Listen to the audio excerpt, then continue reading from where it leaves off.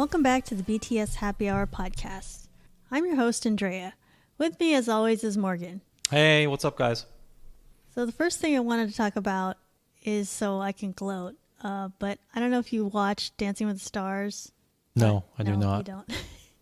By the way, don't watch that show. Don't watch this show. That's my recommendation.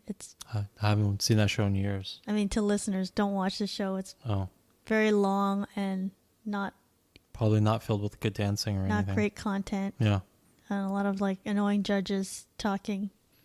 But we heard last week, I think it was that BTS was going to have a song that someone was going to dance to. And then I tweeted what my guess would be. And since I was totally right, I just wanted to mention that. It was Hannah Brown. Yes. She danced to Boy With Luv. Of course it would be. Which that's what I predicted. Right. Because, makes sense. Yeah. It has to be one of the younger couples to Right. fit the song and also the title. It makes sense for someone who's a bachelorette. It's like, it makes sense. You're talking about love. That's your thing. But it would have been more fun if Sean Spicer did it. That would have been funny. It would have been much funnier. I wonder what would happen with votes. It's like, would people want to vote for it or not vote for it? I saw that he was eliminated. I don't even know why I was seeing that. But anyway, I'm aware of that. And probably nothing would have changed. But it would have been funnier. Yeah. I would have liked to seen that. That would have been a cool sight to see him dancing to BTS. Yeah, I just think it would have been funny just for the conflict for your BTS army, and you're like, wait, do I want to vote for this? I don't know. It's like, but I want to support BTS. You know how army is. They want to support every single thing that they're involved in. Well, first world problems. I mean, do you vote for people on a reality show that doesn't matter, even if you disagree with them politically? Even though it has a song that you like? Oh my God, these are real dilemmas. I don't know if these are real dilemmas that face us. Send my 10 votes to Sean Spicer. Probably stay up all night thinking about these real problems. You know, not like this. It's nothing like wondering where your running water will come from the next day. Yeah. Well, yeah. Should you support someone you disagree with politically, even though you love the song? That's a real problem. No, that's on the level where someone goes to Starbucks and then the person writes their name down wrong. Yeah, these are real problems that we have to, the struggle. People who need wells built for them for running water, they'll never understand.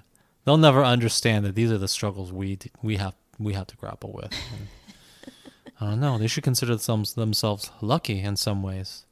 We avoided that. Maybe someday I'll fly to one of these countries and inform them that things aren't so bad because they never had to deal with this sort of dilemma.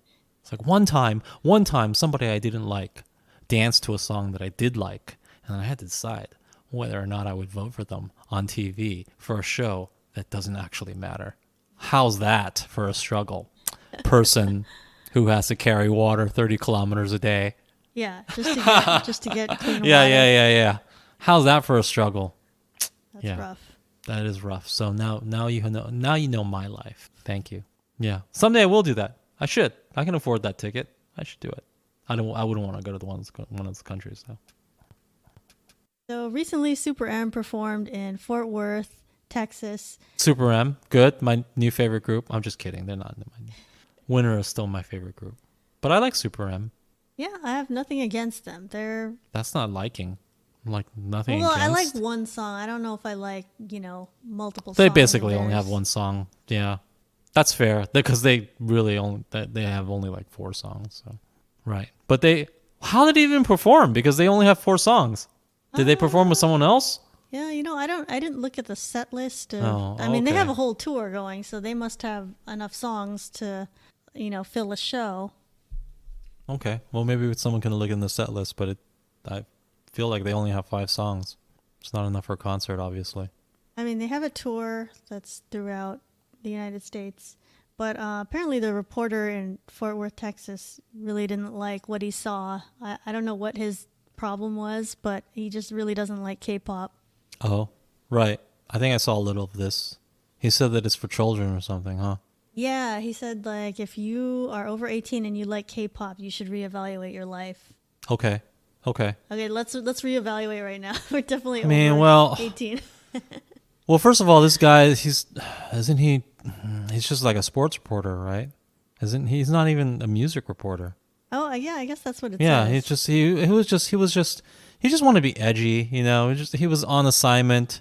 He was probably irritated that he was, you know, probably what happened is obviously they don't have a K-pop beat reporter, Yeah. so they just at some point they just said, "Hey, there's a K-pop concert. We need to cover it. Who's going?" And someone had to be chosen, Yeah, and it's like, you and it was him. sports guy, you're not Yeah, doing yeah, anything. you're not doing anything. And maybe he said, "What about our music person?" And then that person said, "I have a thing that day. I'm sorry." And then sports guy had to go. And then maybe some of his frustration is coming out in this particularly salty take of his. Oh, yeah. That's my guess, okay? That's a Because good point. Yeah. I can't imagine anybody would care that much about K-pop. I mean, like if you don't like it, you don't like it. Right? That's fair too. Like not everyone has to like it, but for you to be that salty, it kind of feels like there's other things going on, like I described, Yeah. where your work made you go. You didn't want to go. Person who should have gone got out of it for some reason that you thought was kind of BS. And now you're just taking it out on K-pop. It's like, I'm just But going then to write he this didn't article. know. He didn't know that K-pop Twitter would come for him No, like this. he definitely did not know No, that. he didn't. He probably didn't figure that. He probably thought, oh, I'm going to have a day off. There's no sports happening today. I'm going to True. like chill at home. Right. I don't have to talk about the Cowboys. You 'Cause know. I think it was on a weekday. So Right. he's like, oh, I have nothing to do. Cool. Right. It's like this can't possibly be as spicy and controversial as the Cowboys, which for people who are not familiar with American football, is generally a pretty spicy and controversial topic. They're one of the more prominent teams, and everyone has a pretty strong opinion about them, one way or the other. So if you're talking about the Cowboys, it's usually pretty spicy. But he probably thought, "Oh, this is a day off. I'll just say something about K-pop," and he decided to say something about it that was kind of negative, and thought it was just nothing. It was just kind of gonna blow over, whatever. But he got a lot of blowback. Is that right? He got a lot Yeah. of stands. I don't know if that was even intentional, because it seems like today sports writing is about just picking a side and having strong opinions about this or that. So he was Yes. going to try to do the same That thing is sports writing. for K-pop. Right. So perfectly natural, perfectly in line. I wasn't bothered by it, except that, of course, I disagree with it. Obviously, as a person who's not, what did he say? What was the age limit that he Like said? if you're over 18 and you like Oh K-pop, gosh, okay. So I'm reevaluate. older than 18. I won't say how old I am, but I'm older than 18, and I like K-pop. He So said- obviously, I don't agree. he said I- it's for 13-year-olds. Wait, it was 18. Now it's 13. Well, he said that if you're over 18 and you like K-pop, reevaluate your life. He said it is for 13-year-olds. Oh, okay. So he gave a range. That's pretty generous of him. Yeah. Okay. You should be 13 to 17. You should be 13 To to like 17. K-pop. Okay. Well, I mean, admittedly, it does seem kind of, similar to other, boy bands, things like that in the past, where that was sort of the target demographic. Mm-hmm. So he's probably speaking from that experience. He's just ignorant of the reach that K-pop has Yeah. these days. It's a little different. I can understand. I mean, back in the day when we were talking about, I don't want to date myself, but like NSYNC and Backstreet Boys, I think, maybe it's not even accurate because we can't even say for sure. I want to say that, yeah, it was generally just teenagers that liked those groups at the time.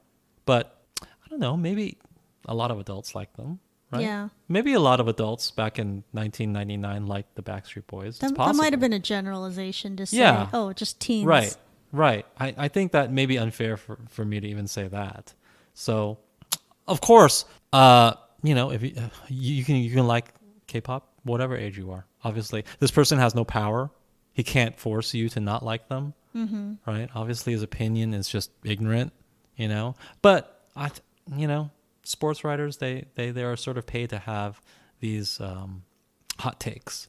Mm-hmm. And he's probably just in that mode. So I don't really blame him. But yeah, and I don't feel sorry for him either, because here's the other thing: when you put out these hot takes, people are going to react. But that's Yeah. what you want. But that's what you want. You want these reactions, He's probably glad that everybody even if was, there's a like, lot of negative reactions. replying to him.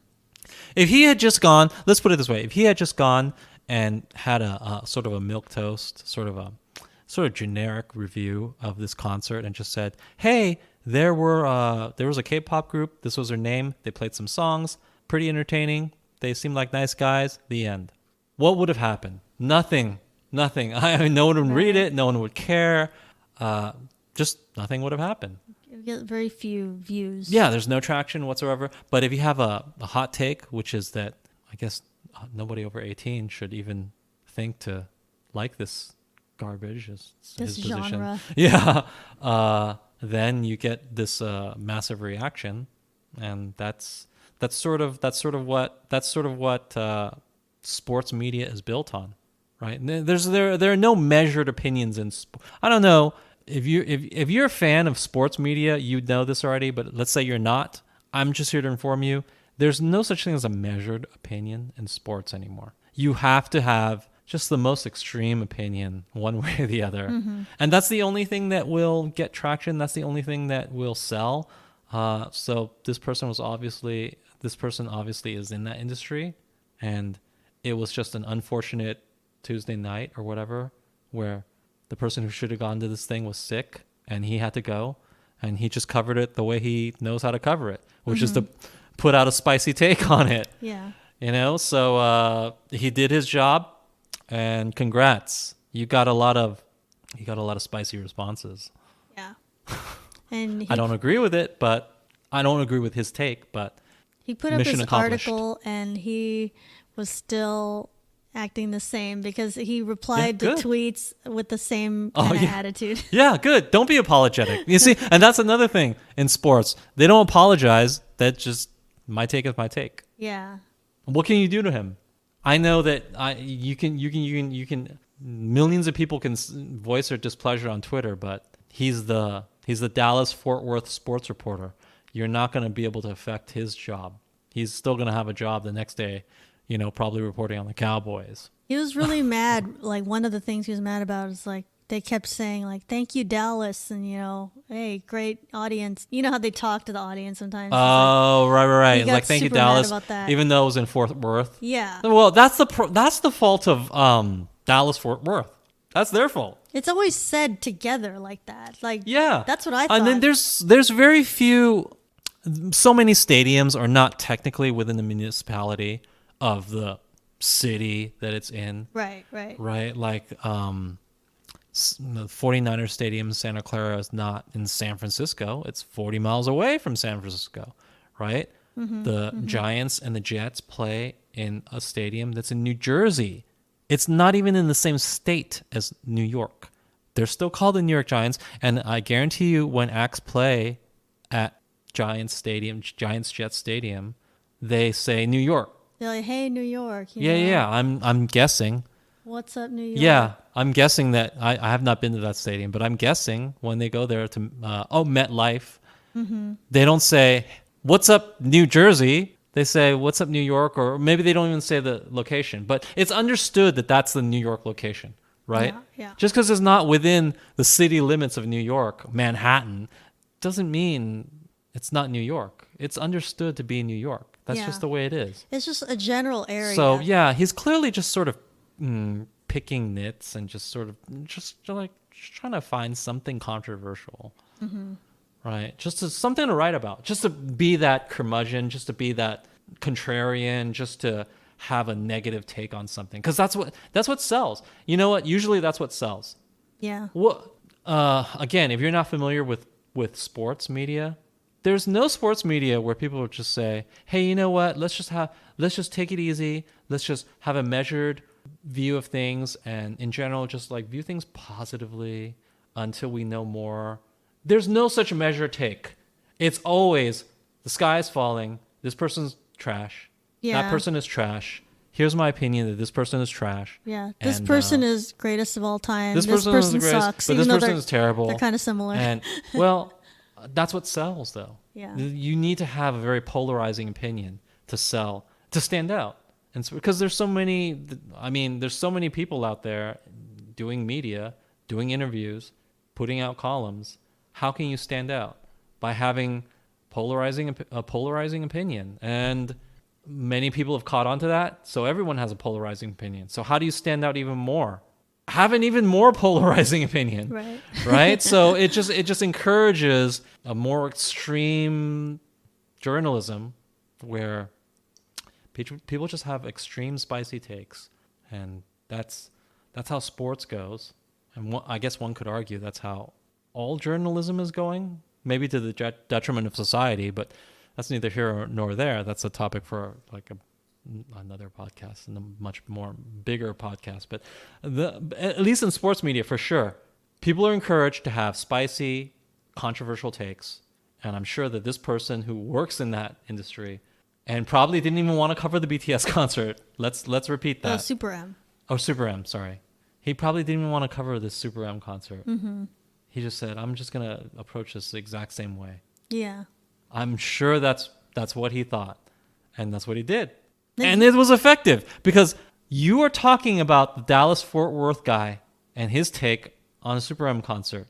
You're not talking about any other journalist today and their sort of bland review of a concert, right? You're talking about this guy. So he succeeded. Mm-hmm. As far as he's concerned, probably he succeeded. So if you don't like him and you just really hate the fact that he was negative about it, don't give him attention. Just don't talk about it. You'd think a sports guy would understand the geographic issues, though. It's like those cities are like close enough together that everybody like groups He them totally together. understands it. He totally understands it. Oh, he manufactured. It was just a thing okay, to okay. say. He manufactured that as an issue. I guarantee you. Right. Okay. So he manufactured that as an issue. You didn't think he was actually bothered. It was just like, No, I don't think he was bothered. He probably isn't even native to the Dallas-Fort Worth area. He probably doesn't even. Probably wasn't even born and raised there. How would he be offended? He wanted to say something spicy and negative, and he found that one thing. And there's not that many things because let's face it, during a they're probably very uncontroversial, right? Mm-hmm. They probably wouldn't do anything crazy. yeah. So he has to pick at very sort of minor things to make a big deal out of them, such as, hey, it's not Dallas, it's Fort Worth. I'm like, but I guarantee you, no other concert, no other act that went in there says, hello, Fort Worth. Yeah. Because it's understood to be the Dallas-Fort Worth area. Mm-hmm. That's what everybody refers to. Yes. Like us in America, we know Right. that too. Like that's what I thought. Right. So, yeah, he got what he wanted. He just got a rise out of some people. Yeah.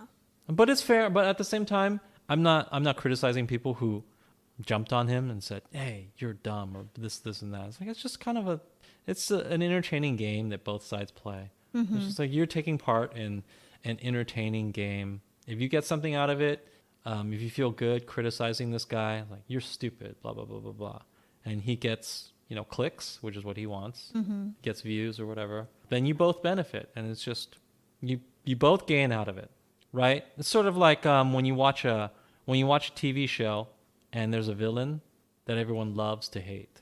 Mm-hmm. Like no one says, "Oh, I like this person" or "I agree with this person," but you still watch the show every week, but you love to hate that person. Mm-hmm. It's sort of the same. It's sort of the same thing where people play a role, and you sort of understand that okay, you're just saying stuff to get a rise out of people, but you still react. But that's okay. You're not dumb for doing that. You're just enjoying. You're playing your part in enjoying the whole charade, the production. So it's okay. It's okay if you're just you hate on the guy. I think that maybe if you really hate the person, you're like, oh, I wish you would die or I hope your family dies. Then maybe there's something wrong with you. You need to like check your priorities or understand what's really happening here, right?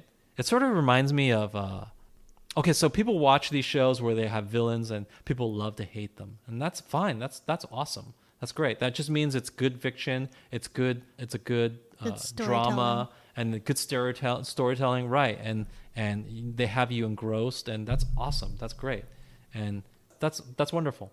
But there is a line there. There is a line. I don't know where it is. It's pretty fine, but I remember I would watch TV shows with my mom, and then sometimes like she would get so angry at the fictional things that were happening on screen that she was like literally yell at the people, and like not yell at like, hey, blah blah blah, but I'm still understanding that this is a fictional thing that I'm watching. Okay, this is a fictional thing that I'm watching. We're just watching a TV show. Hello, please try to keep that in mind. No, it really sounded like she was yelling at people, right? And I know because she yells at me a lot, so I know what that voice sounds like. I authentically what that voice sounds like. She was invested. Like, hey, you, whatever. You. That was like pure anger then. She was angry. You could feel it. Like, hold on, Mom. It's a show. You understand that, right? She never really understood that. But what I'm saying is, like, don't get to that stage. And I think you're okay. If you understand it's all for entertainment, and sometimes people write spicy takes, and it's kind of meant to get a rise out of you. You can go ahead and go on Twitter and go ahead and rag on him on Twitter. And that's fine. That's part of it, right? That's the interaction, the feedback that people are looking for.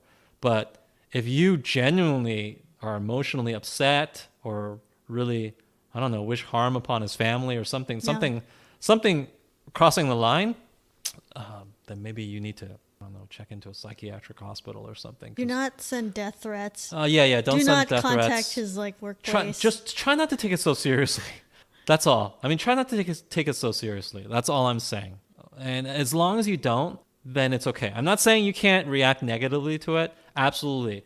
Please do. And in fact, he probably wants some of that negative reaction, right? That's the feedback. That's the well, that's yeah. With his for. tweets, he was like doubling down. Even. Yeah. He's absolutely. like, do not compare K-pop to the Beatles. Yeah. Like that is, Beatles are this level that cannot even be. Right. So he's looking for that engagement, right? He's looking for some of that engagement. So please take it to that line, but just don't cross it. And it's hard to say where that line is, but it exists. Let's just put it this way: the line is there. Just don't cross it. But feel free to engage. Get spicy with them. Just get emotionally invested, but just not too far. And also, his comment that they're never compare them to the Beatles. I don't agree, because number one, well, not even number one. This is my main point. The Beatles are really overrated. The Beatles are super overrated. It's just they're on this level that the boomers, they're the only ones that think that. Right. You know? And the rest of us just don't have the memory or the education to even challenge this position. We just say, "Oh, the Beatles, I guess they're just the greatest anything ever," because I don't know, because you guys write the history books, I guess. But in fact, they were not. They were just a popular boy band, not unlike BTS, although they did write their own music, all of it, I think. So we do have to give the Beatles credit for that. So, but then the Beatles have a much longer history. So who knows where BTS will head from this point, right? Or even any other K-pop group, right? I mean, this is not a BTS story; it's a Super M story, right? Yeah. So he's like, "Don't compare the Beatles to Super M." And I was like, "Okay, that's fair." I mean, the Beatles are obviously much more established, but let's not put the Beatles on such a pedestal that they can never be touched by anything ever. Look, the Beatles were just a popular boy band for a good stretch of their life, and then they became more experimental and maybe more artistically inclined, and people respect their music more, and that's all well and good. But let's not act like the Beatles are some sort of sacrosanct, we can never touch the Beatles. No one will ever be the Beatles. Yeah. Like, no, that's not true at all. Please, that's not true at all. It's like, I get it. It's like boomers, they loved it. It was their moment. That was their band at the time. Right. So they have so much nostalgia about it. But it's like, okay, we don't see that. Right. The Beatles are very, very overrated in my view. That's just my personal opinion. The Beatles are super overrated. And I'm not even rating them poorly. I think they are one of the best music acts, songwriters of all time. But a lot of boomers seem to think that they are unquestionably the best of everything. And that is just simply not the case. And if you don't believe me, I don't know, You can stream their stuff on Spotify. Go ahead and go listen to it for yourself. It's good. It's good stuff. But it's not, oh, this stuff can never be touched. No. Yeah, it's No. not untouchable. Like It's not everything untouchable. is like up for debate. It's not untouchable. Even ugly ginger Ed Sheeran could probably touch them one day. To go back to that, right? Because he's pretty young, so he can probably write a good deal more songs. He said he's going to take like an 18-month break now. Oh, okay, whatever. Why does he deserve an 18-month break? I think he just doesn't want to tour for a certain amount of time. Don't tour then, just write music then. And I think he also has like other like legal issues that he needs to deal with at this time. What legal? Does he have a Me Too? No, it's not a Me Too. It's like he has like different lawsuits that came up against him. Like, so you know, some people are saying like, oh, he stole music. my song, and then someone else. I knew it. I knew it. I knew it. He's not that great of a songwriter. He probably plagiarized things. And then there's also like, I want to believe it. He built something on his property that was like he shouldn't have, or okay, I don't care about that. I don't care know. about him plagiarizing music, though. There's multiple things. I'm gonna want to on. believe that. See, Ed Sheeran's not that great of a songwriter. Probably a plagiarist. There you go. He's a plagiarist, in addition to being an unattractive ginger. So anyway, I don't buy into this whole the Beatles are sacrosanct. The Beatles can never be even mentioned in the same breath as anybody else. No, we can mention them. They were just a boy band. What are you talking about? It's like you boomers are just acting like they're like Mozart or something. They're not Mozart. Yeah. They were just very garbage. They're popular. They're super popular. They wrote a lot of good songs, though. I have to admit that they wrote a lot of good songs. Okay, but we can discuss them. Mm-hmm. We can totally discuss them, and also especially in regards to their earlier stages where they were mainly like a popular boy band, which is not dissimilar from from a lot of stuff we see in K-pop today. A lot of the dynamics are the same, and so it's entirely fair to sort of discuss them in the same breath, right? Are these boy bands from K-pop as good as the Beatles? Will they have as many songs? Will they have the same longevity? Probably not. But is it fair to discuss them in the same breath? Yes, it is fair. Don't act like it's just insulting and no, you can never. No, that's ridiculous. Of course, it's fair to discuss it. Yeah, if you're really being a fan of music and like looking at all history, you got to treat everything, on the same level. But again, this guy was just doing spicy takes. Yeah, he was just saying stuff that will. He was just saying stuff that will get a rise out of people. And congrats to him because apparently it succeeded. Apparently it succeeded. He was a nobody before. Well, maybe not a nobody, but a nobody to K-pop world. Yeah. Right. Although I guess that they won't be subscribing to his other stuff. They just logged on to hate on him. But whatever. Negative attention is still attention. Yeah. On November 10th, there was the E channel People's Choice Awards, and we've established in earlier podcasts that award shows are pretty fake.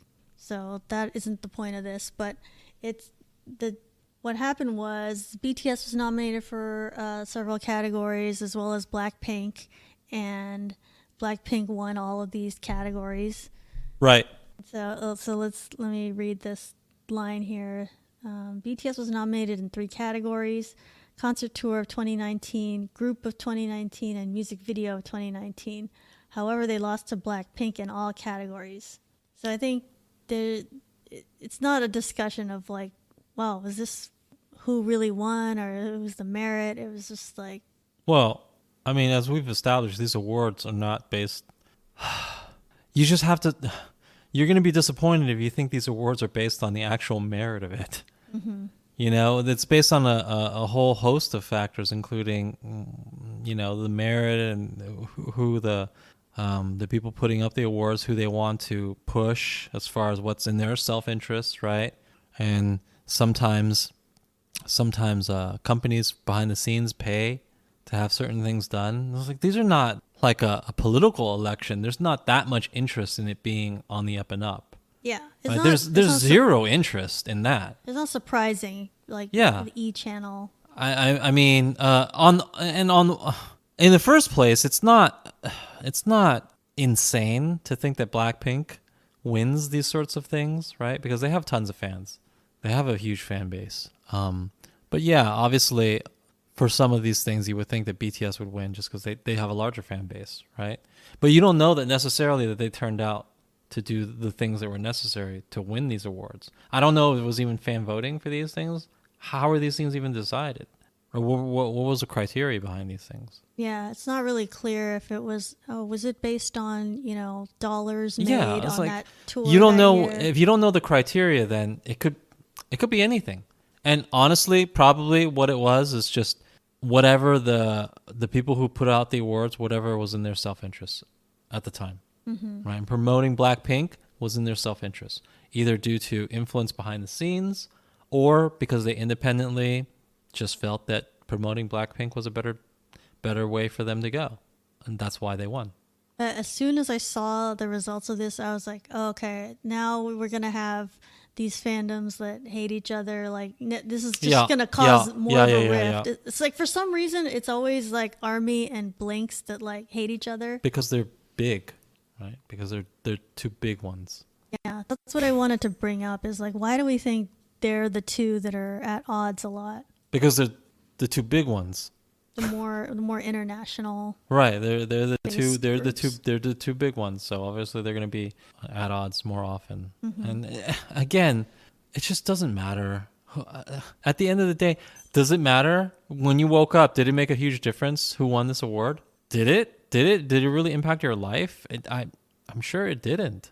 I don't think it did. And I can almost assure you that it didn't impact the lives of either Blackpink or BTS either. Right, they probably didn't even know that this award show happened. They didn't care. It was like People's Choice They're Award like, who's in America. E? What E? channel is that? E? What's E? What's cable television? Right? These are all questions that you would ask if you were in BTS or Blackpink. And then what do they care? It doesn't impact them. It's just something for you guys to fight on the internet about. That's it, really. And is it rigged? Was something going on? Of course, something was going on behind the scenes. Of course, this is not an election. This is not a sporting event. It's not. It has. I really think it has no pretense to being on the up and up, some sort of fair, transparent process. Right? It's just whatever this governing body wants is what will happen, and they wanted Blackpink to win. Don't know why, but they did. And that's what happened. If you were just going strictly on online votes or ticket sales and things like that, of course BTS would win. Blackpink didn't sell that many tickets this year. I don't think they sold as many records either. Right.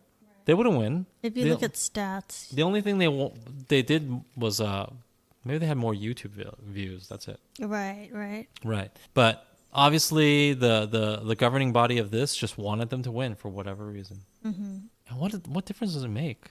You know? Yeah, I don't think that anyone should worry about it. I'm sorry. I know that it's a matter of pride, but it just really shouldn't be. Yeah, I don't think anyone took it too seriously, but Yeah. it was just like unfortunate that it's like, oh, Blinks and ARMY, now they're gonna be at each other's throats. It's okay. Again It's part of the. for a day. It's part of what makes life interesting in the K-pop world, right? The fandoms. If everybody got along, then it wouldn't be as interesting.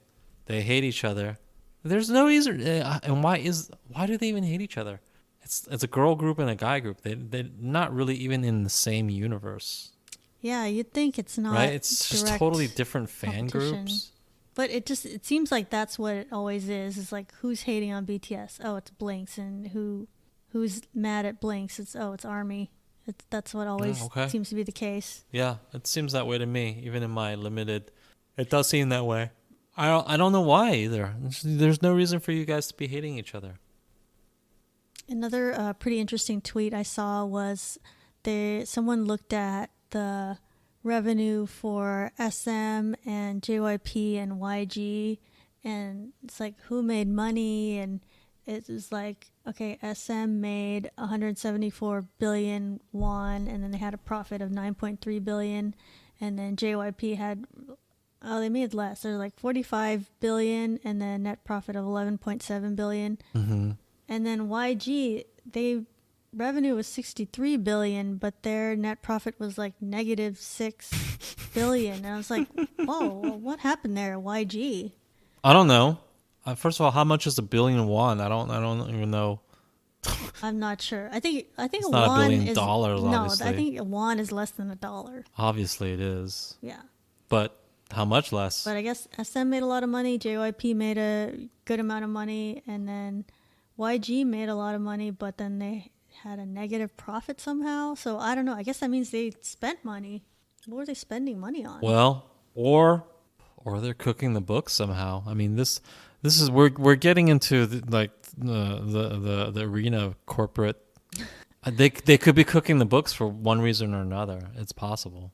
I thought this may be related to like their legal issues, but It could be. I mean, it could I be. don't know how that would cost like billions of dollars already or billions of won. Well, I mean, they could have overhead that just outstrips their profits, right? Like maybe they have to pay and develop a lot of artists, and not too many of them are making money at the moment. Maybe just Blackpink is making money. Yeah. So, but maybe they have a ton of artists. All of that That's is true. possible. Like everything costs money every day. Right. All the artists They could have. also be cooking books. Books are not always reliable. I think we've established that YG is not the most trustworthy company in the world. So They might be moving money around like here and there, and could be. It could be. It honestly could be the case. So it's really hard to say. I would just assume that it has more to do with the fact that Big Bang, that one of their main cash cows, was an enlistment. That's just my totally uneducated guess, right? Mm-hmm. And that brings up another question. I don't know why you'd like to think they know what they're doing, but it feels like they don't know what they're doing. Why don't they make more money off of Blackpink? that was going to be my question. Why don't they make more music for them, make more videos, make more everything, have more tours? Why don't they milk them for more money? I don't. Are they worth more money just doing nothing and doing commercials? I have no idea what their plan is, but it doesn't seem to be sound.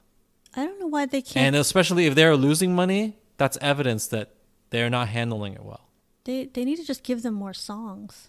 Like they don't have as many much of a catalog. Even if they're touring, it's like they can't. There's not that many songs that they have. I don't understand how their handling. And this is not a new thing. Obviously, in K-pop, this is a very old issue. Why does Blackpink not get new music? Mm-hmm. We don't know. I don't know. You might say, well, it's hard to write new music. No, it's not. You can just hire more songwriters. There's a lot of people. Yeah, who there's a lot of can people who are willing to write produce songs.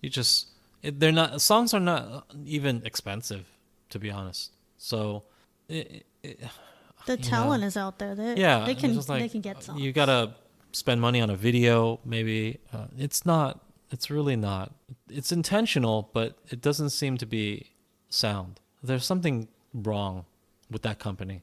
Mm-hmm. It just seems like there's something wrong with that company. I think they're not managing Blackpink very well, or even their other they artists. just don't seem to be managing. I know this is not a new topic in K-pop.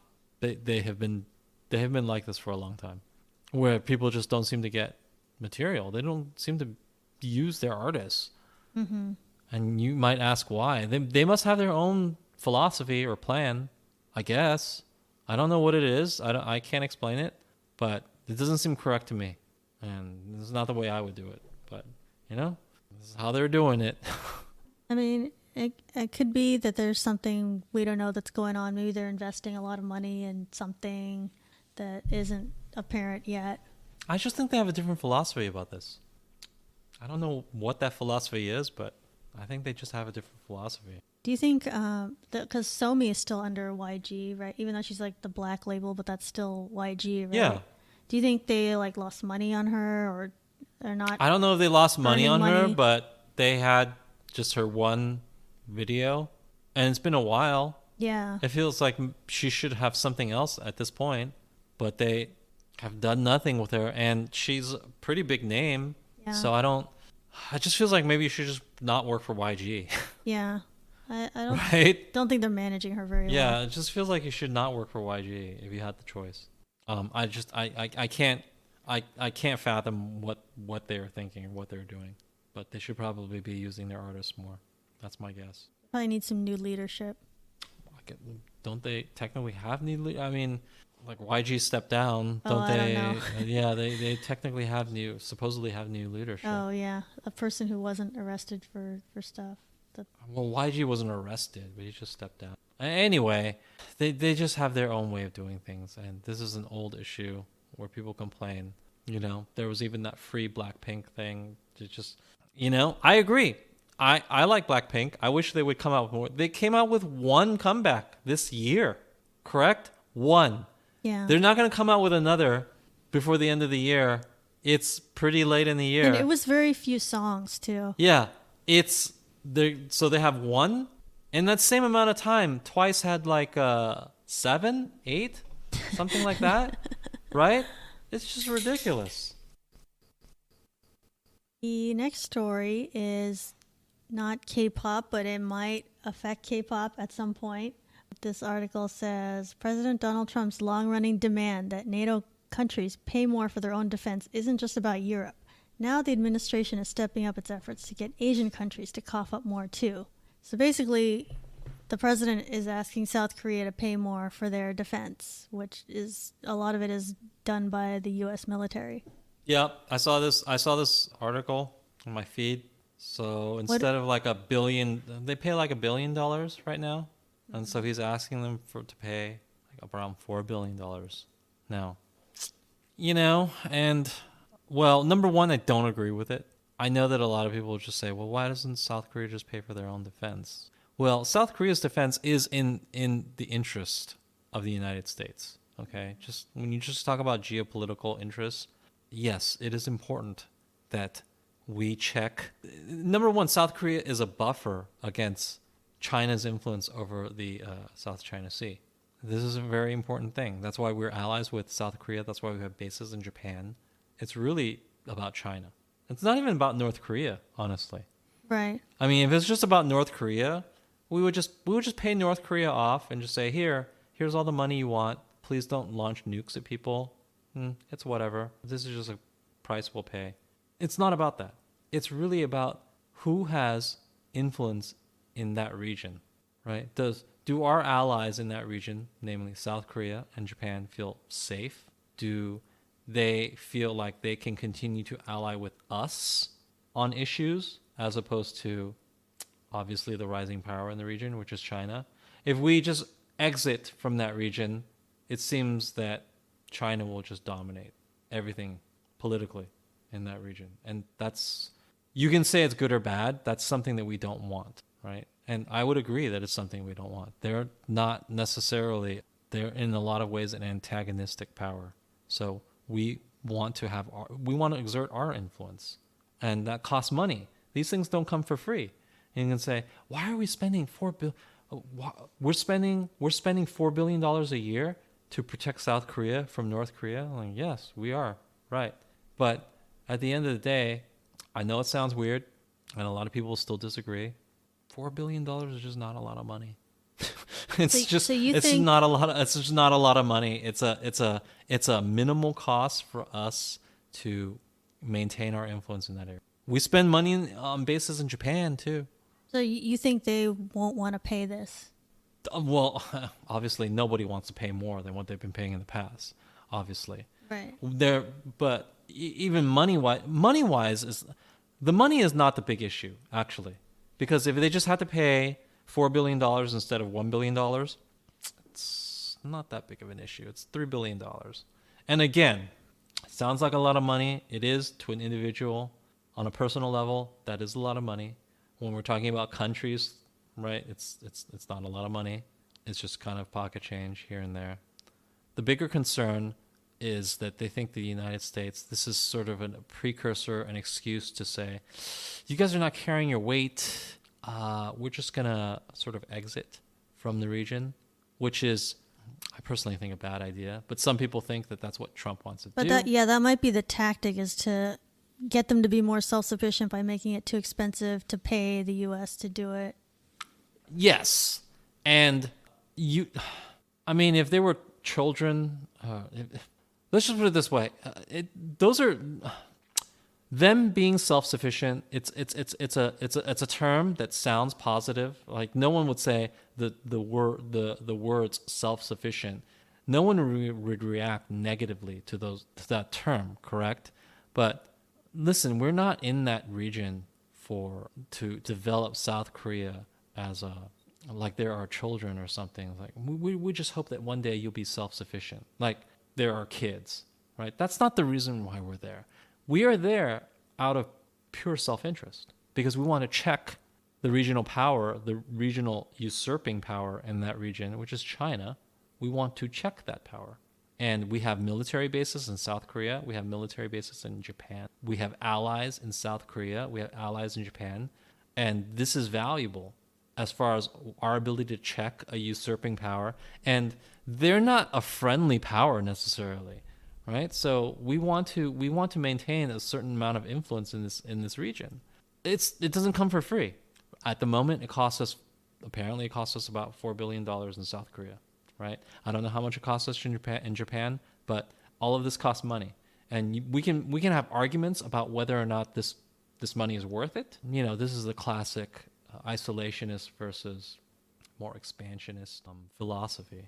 Currently, we exist in a very expansionist philosophy, which we inherited from, the Cold War versus, the containment philosophy.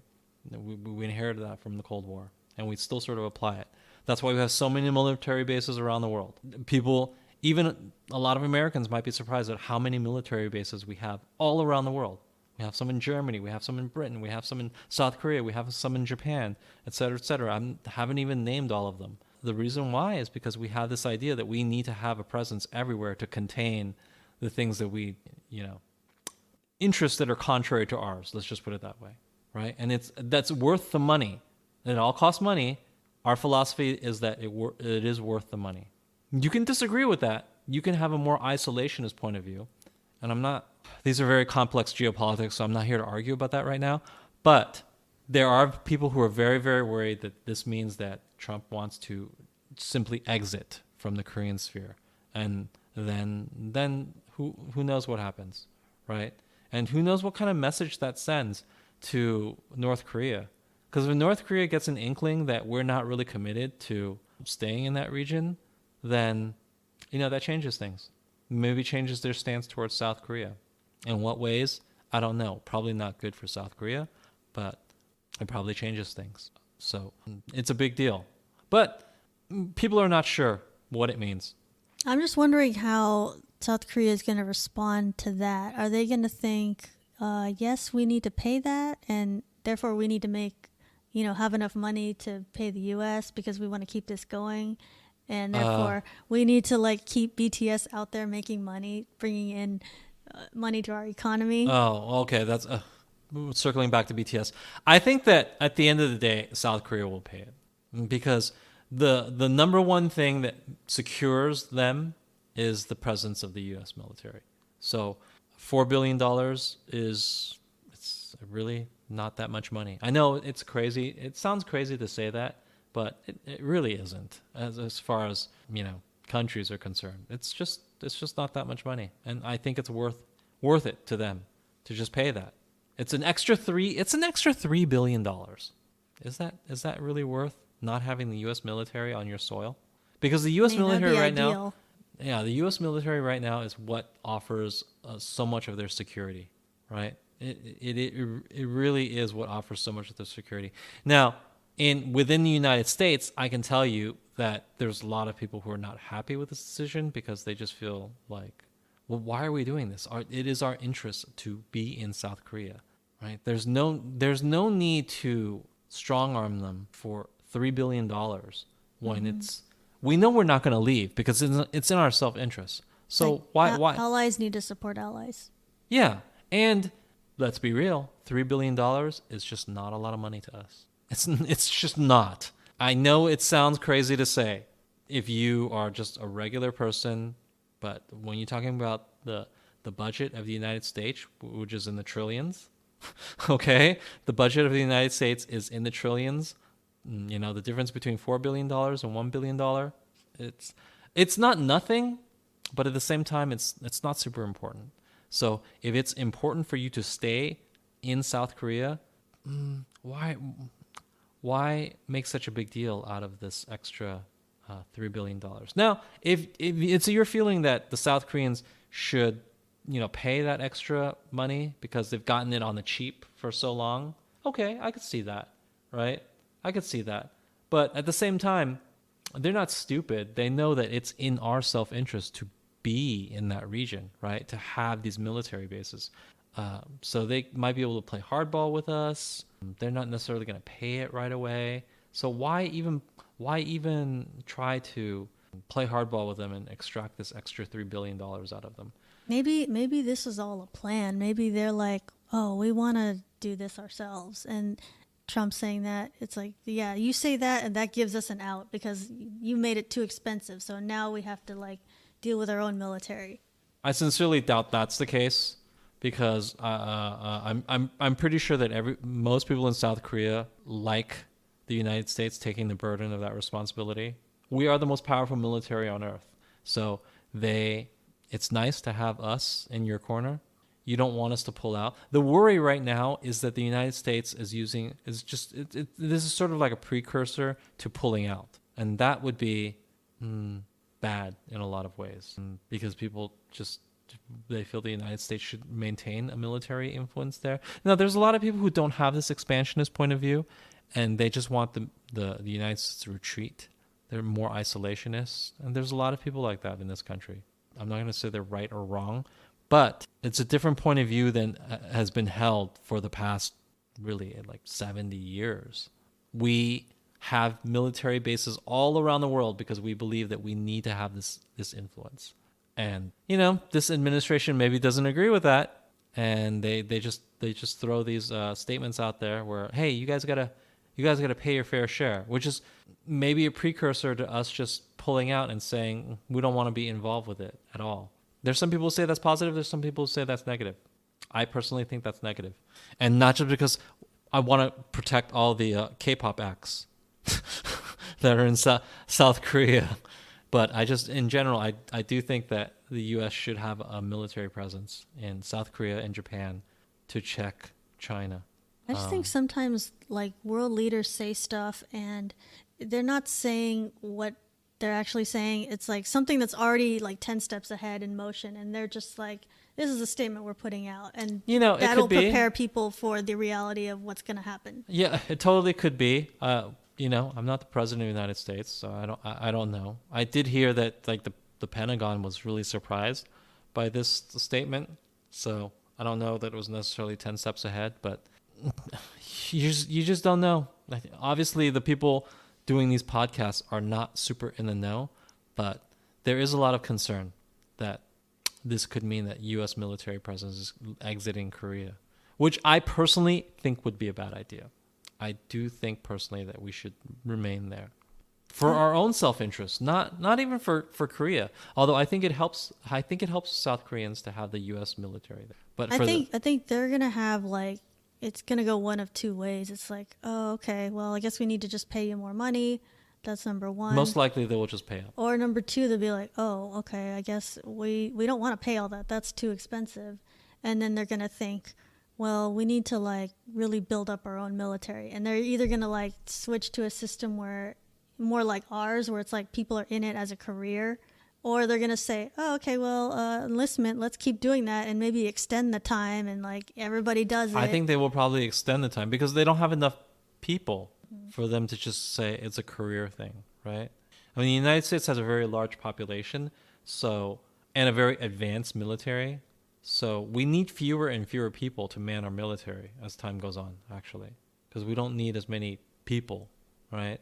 And we get more, our population keeps growing. So as a percentage, the number of people who need to man our military, it shrinks and shrinks and shrinks. But South Korea just doesn't have a population that large, especially if they want to just be on the ready for just a war with North Korea. Well, Healthy. Maybe they're almost at peace. It's like we're the U.S. is talking to both sides. They have a good relationship with both sides. Maybe they're just, let's pull out, let's take the training wheels off, and you guys need to get along. It could be. It could be. I mean, I'm not in these peace talks. Because at some point you have to like trust people when they're like, oh yeah, I want peace. If North Korea says, we're not going to attack anyone, at some point you have to like trust what I don't think they're North saying. Korea's ever said that though. No, but they want to be included in all the like, first world countries and all the stuff that they do. They want to, yes, they want to be a first world country for sure. They don't want to be a poor, backwards country. But I don't think they've ever said that we want to have a peaceful solution for this. So it is what it is. Maybe they do, maybe they don't. But, we don't know. We don't know. All we know is that Trump decided to raise the price tag of U.S. military presence by about 300%. And we're not sure if that means it's a precursor to us exiting or if that just means he's trying to get more money for a wall. I just don't. It's hard to say. Even the Pentagon wasn't really aware of it. It kind of took them by surprise. So it is really hard to say what the motivation is. And it is even hard to say whether or not they will even really have to pay that. It's just a thing that was said, right? It's not quite to the stage where, okay, if you don't pay this, that's it. We're leaving. It's nowhere near that stage. Right. It's just right now where we just now mentioned, hey, we would like you to pay more. $3 billion worth more. There's quite a few steps until a push comes to shove and we either make them pay more or we just leave. So it's not quite there yet. Yeah. So I wouldn't be worried about the immediate future of anything. No. And these things kind of take a long time. So if you're South Korean and you're worried about whether the U.S. is just going to exit your country and really put a dent in its security apparatus, I wouldn't worry too much because these things take time. It definitely would not happen before our next election. So no, nothing's going to happen. And there's a good chance that we will have a new president after the next election, and there's also a good chance that sort of circumstances will change if we don't have a new president before the next election or after the next election. There's also a good chance that circumstances will just change, positions will change. I think it's highly unlikely that the U.S. will just pick up everything and leave within the next 5 years. I think this is just, Trump has just made a point of making people pay their fair share or whatever he considers their fair share. It's kind of like when someone like owes you money. It's like, hey, remember that like $40 or whatever? Like they'll bring it up every once in a while. It's like, hey, yeah, remember it's that? like that. Although they don't owe us money, but they don't technically owe us money. We never at any point said, hey, you're gonna pay this at some point, right? No, he is raising the price at this moment, whether they pay or not, and whether or not we make it a point to extract that price remains to be seen. Just keep in mind that American politics are very they have a quick turnover, but yeah, it's a concern. And tracking back to BTS. Hopefully it doesn't mean that Korea is more keen on making people serve. Yeah, I just don't want it to turn into that direction where they're like, oh, well, we need even more enlistment. Yeah. Now we really need BTS to serve. Yeah, I just don't want that part of it. It's like, hopefully not, because that would be super bad, obviously. But I don't think that's going to happen. I don't think that's the case. I don't think they'll look at this and say, yeah, you know what? We were going to let BTS have an exemption or whatever. But now, hey, now that Trump might be pulling out American troops, we really need those 7 guys. Yeah, to put it's like, Jin, we're gonna need you. Sorry, because of Trump. Right, like those 7 guys they're gonna fix this. No, like that's Jin, not gonna make a difference. Jin enlist right now, right. and Suga. Although they might, I don't know. There might be more of a public attitude that says, well, every male has to enlist. See, this is why it's so important, and that is worrisome. If I were a BTS fan, I would say, yeah, that does kind of concern me. Maybe the government would now say, hey, this is why it's so important, right? Yeah, I don't want to see like societal pressure is being the reason. Who knows? Maybe it could change, right? I'm not going to say it's impossible, It's possible. But like I said again, this is a very preliminary. I mean, literally, the White House just said today or yesterday that they would like South Korea to increase its contribution by about $3 billion. So it's a very recent thing. Yeah, they're just putting it out there. No one has sent a bill or anything. Right. They're just putting it out there. They have not made any ultimatums. They have not said, hey, if you don't pay X amount, U.S. troops are leaving tomorrow. Nobody has said that. Okay? Nobody has gone there. They have just said they would like for you to South Korea to pay about $3 more billion, which again sounds like a lot of money, but it's not a lot of money. I know that's weird to say. It's not a lot of money. It makes you wonder why they even mention it. Well, that's speculation for, I don't know, that's speculation for people with PhDs in this. Hopefully it's not a precursor / excuse to move out of the region, because I do think that I think that would be bad. Although in this country there are isolationists who think that would be good. They exist. They're not stupid people or anything. They have their position and their point of view. I don't happen to agree with it. Anyway, that's like too heavy of a topic. Isolationism versus expansion. Yeah. Hopefully this all turns out for the best. Yeah. And South But Korea as far as its impact on BTS, I don't think anything immediate. No, I wouldn't worry about it. Yeah. I wouldn't worry about it. It doesn't mean anything in the immediate future. Maybe in the next several years, it's not going to even mean anything. So please do not, fret about it. Don't be overly concerned with it. It's just basically Trump asking people to give more money, which is something he does a lot of.